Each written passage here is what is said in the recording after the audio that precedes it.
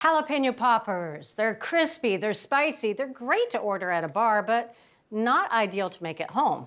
Well, what if you had a great teacher and maybe the right tools for the job? So Lawman's here, and he's going to be our teacher to teach us how to make great jalapeno poppers. That's right, Bridget. If you're a couch coach like I am, the best play you can call all season is jalapeno poppers and an air fryer. Oh, okay. They're best game time, anytime, they're easy to make, and they're delicious. So air fryer. So you're introducing a new player onto the field. Exactly. Okay. My star player. Nice. MVP. So here I have 6 jalapenos. So we're gonna prep these. Some of them are already prepped, but I'm gonna finish prepping them. You wanna cut them in half, keeping the stem intact. Well, so you're splitting right through the stem as well. It's just gonna give it a nicer presentation. Definitely. Once you do that, you wanna get rid of the seeds and the ribs. So I'm just using a spoon to just dig out the ribs and the seeds. Okay. So next, we're gonna season our peppers a little bit. I have a 1/4 teaspoon of table salt. It's just gonna go right on the peppers. So now I wanna finish prepping the ingredients to go inside the pepper. Okay. I have scallion. I'm just gonna cut this thin. Next, I'm gonna add a tablespoon of minced cilantro.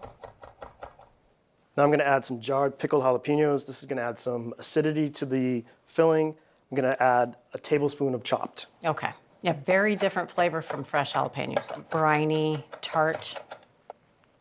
Now I'm gonna add 4 ounces, which is 1 cup of shredded sharp cheddar cheese. This is gonna melt in the popper. It's gonna add some of that gooey texture that we love. Love it.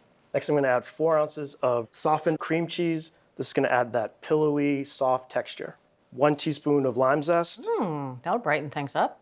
Last but not least, 2 teaspoons of cornstarch. I don't think I've ever seen that in a popper recipe. So this is gonna help bind everything together. We want the filling to stay in the popper and not spill all over your nice new game jersey.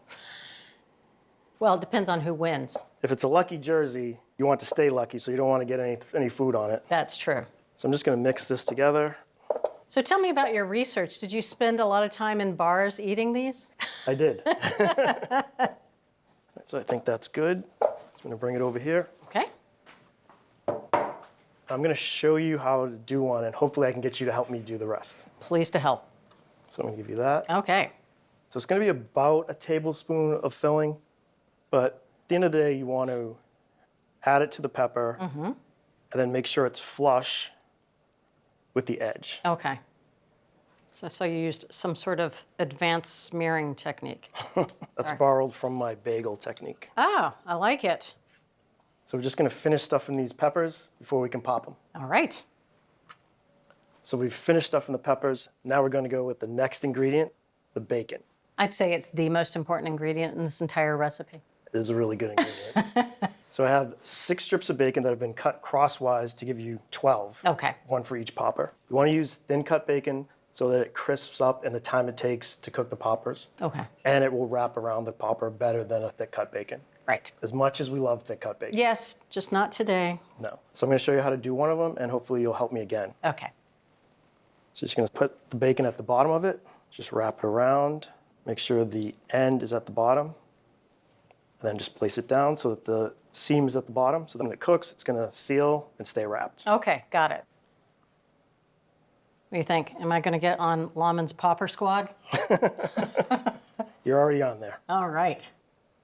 Bridget, this is the droid we've been looking for, the air fryer. Yes, it is the droid I've been looking for. The magic utensil that's gonna help us make these poppers. So all 12 are gonna fit in here. It's fine if they touch, you just don't want them to be stacked on top of each other because it'll hinder the air circulation and you won't get even cooking. Okay. Now, if you wanted to double this recipe, you could, you just have to cook it in multiple batches. Or you could just buy a second air fryer. Well, there's that too. All right.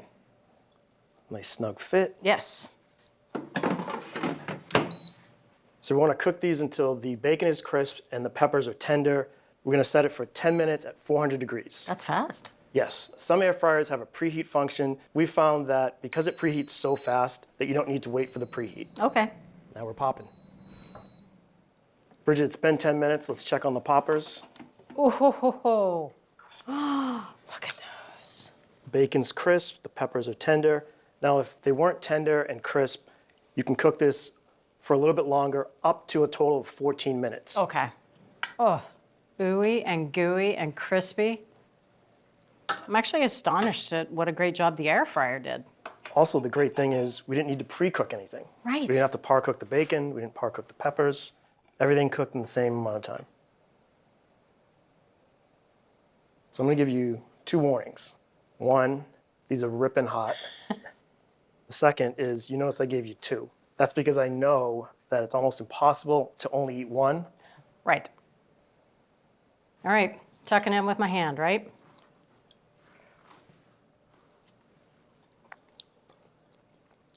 Oh, I got a little bit of that lime. That is lovely. And the pickly jalapeno in there, that is gorgeous. For full episodes of your favorite cooking shows, head over to ATK's Full Episodes channel on YouTube. You can stream complete seasons of America's Test Kitchen, Cook's Country, and more. See you there.